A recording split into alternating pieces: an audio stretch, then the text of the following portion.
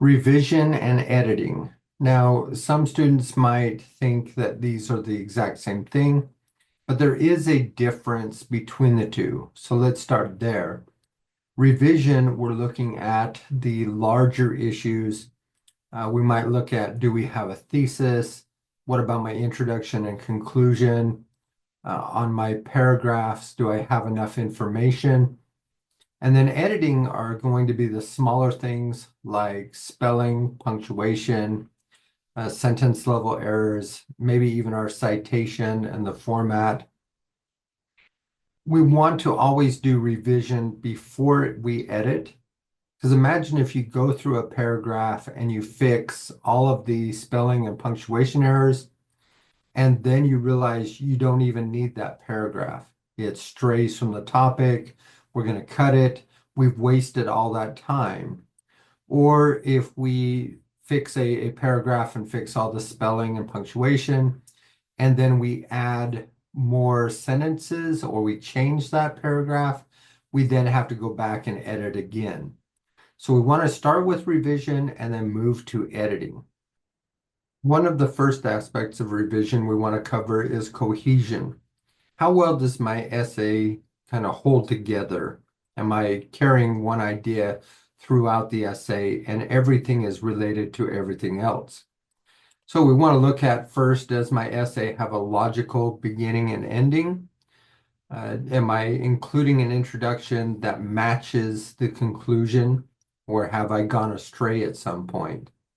It helps to read these together just to verify that you haven't departed from that main theme in the conclusion. I have seen this in essays in which maybe somebody is talking about the difficulties of raising a child, and by the end of it, it's a lecture on car seats. And I say, where did this depart? So it's helpful to read those two together to make sure that theme has been carried through.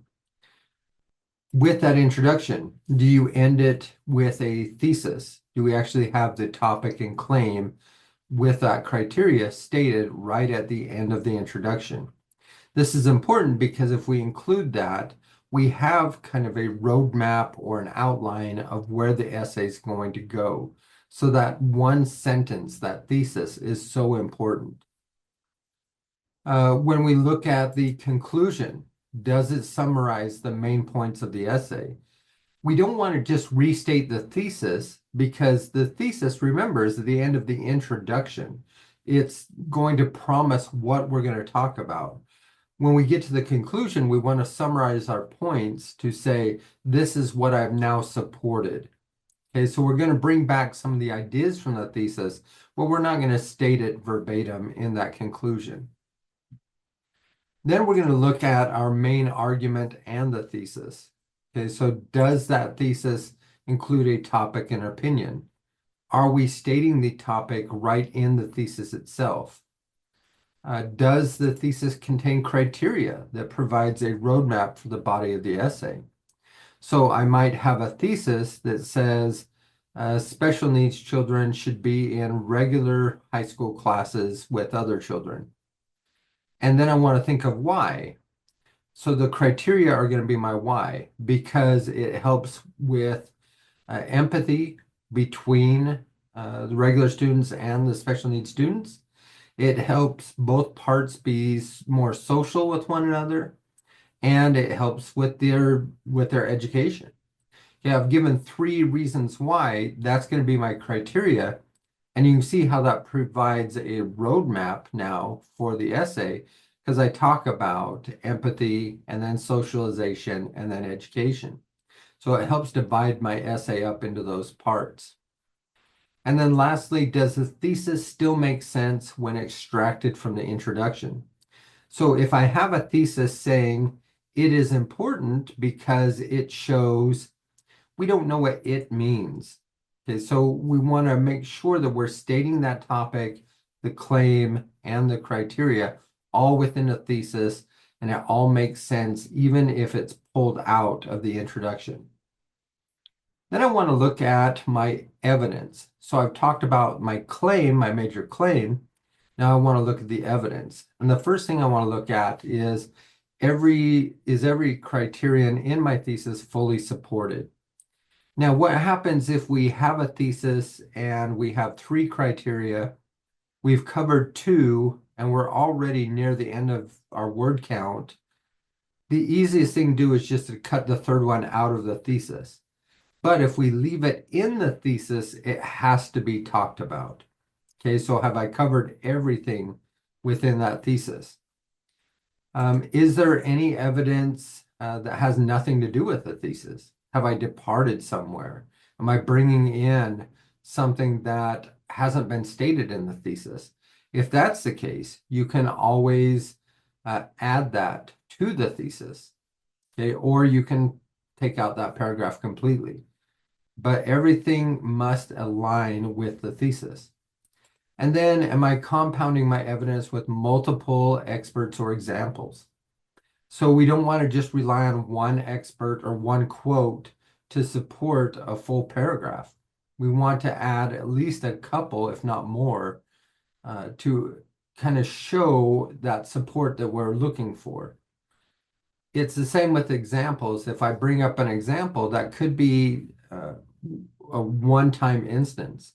So instead, bring up multiple examples to help support whatever claim I'm making. Then I'm going to look at paragraph structures. So you can see I'm still dealing with the larger issues here. Does the paragraph transition from the previous paragraph? Are we moving smoothly from one paragraph to another? Maybe carrying over a little bit from the last paragraph into that first paragraph. Then we're going to say, do I have a topic sentence? Am I making a claim, a minor claim in each of these paragraphs? Again, do I have compounding evidence to support that claim? Or am I just relying on one source or one quote? Is my evidence made up of specific real-world examples and facts? So we might have experts who are giving theories, and we can bring in those experts, but at some point we want real-world evidence. So I don't want to just say, I can imagine that a special needs student would thrive in a regular class, or that there are benefits. I want to actually show this through a real world example. Has this been done? If it has, bring that in. And then do I tie my evidence back with a so what sentence? So we can give all our evidence, give all our facts, and then we need to address the so what. So what is this showing? What is this supporting? We want to add that sentence to the end of the paragraph. The next thing I want to address are the assignment expectations. I want to read the assignment one more time, maybe even highlight or mark the criteria of the assignment. If it says you need a thesis, highlight that, make sure you have a thesis. If it says 1,200 to 1,400 words, check your word count. Make sure you're within that word count. There have sometimes been good essays that I've read that do not match the assignment whatsoever. And I wonder if maybe that essay was written for a different class or a previous class and turned in for this assignment. So it might be well written, but if it's not matching the criteria of the assignment, it's likely to get a bad grade.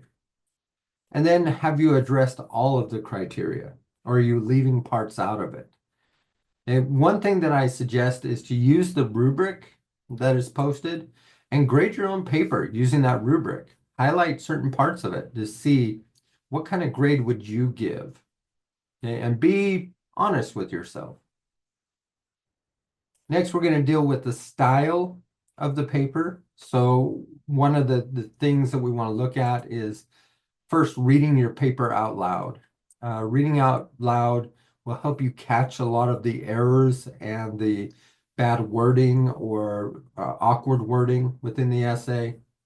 We want to look for any awkward phrases. Anything you have to stop and maybe read 2 or 3 times. We don't want our reader to stumble the same way.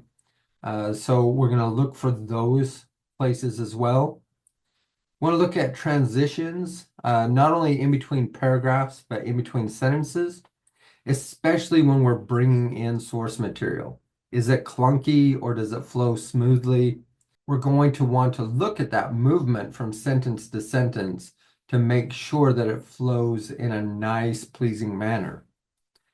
Then you want to look at if your sentences are varied. Can you use sentence combining to make longer sentences if you have short, choppy sentences? Are you starting sentences with the same word over and over? If so, I would vary that pattern. Readers don't really like these types of patterns when they're reading. Have you eliminated words like very, just, or really? We think of he was very sad, he was very tall. What's the cutoff for these? What is the difference between sad and very sad? Only be using these when we're comparing things. Just is one that I use a lot. I just was doing this. I just wanted to. Okay, instead, say I wanted to. And then really is kind of like very. We're just using these filler words, which we want to eliminate because we don't want to waste words. Then we're going to look at our point of view. Am I using first person, third person, second person? The guideline for this is if your information or your support is coming from personal experiences, use first person. If they're coming from outside sources, like in this second paper, then you're going to want to use third person. Okay, you want to keep yourself kind of out of the essay. All right, so once we're done with style, we've gone through the revision process. We've covered all of the big errors, and it's almost like we're ready to turn in the essay, but we need to go through the mechanics and editing first. The easiest thing you can do is run a spell check. I'm always frustrated when I open a Word document in Word and see all these red underlines.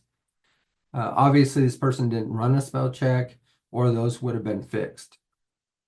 We want to check for sentence level errors like run-ons, fragments, comma splices, especially if you've seen a pattern of these in your previous essays. If I've marked a lot of comma splices, check each comma just to make sure you don't have those comma splices. It's also nice to have somebody else read your essay out loud. They can maybe spot errors or spot awkward phrasing that you might have. If you have questions on any punctuation rules, you can look them up on the OWL or in the book if you're unsure. There is an index in the back of the book, so you can look up things like semicolons, dashes, whatever punctuation you're thinking about. That is it for this week. Let's prepare for the peer review next week. And make sure you get your papers uploaded on time so you can participate in that peer review.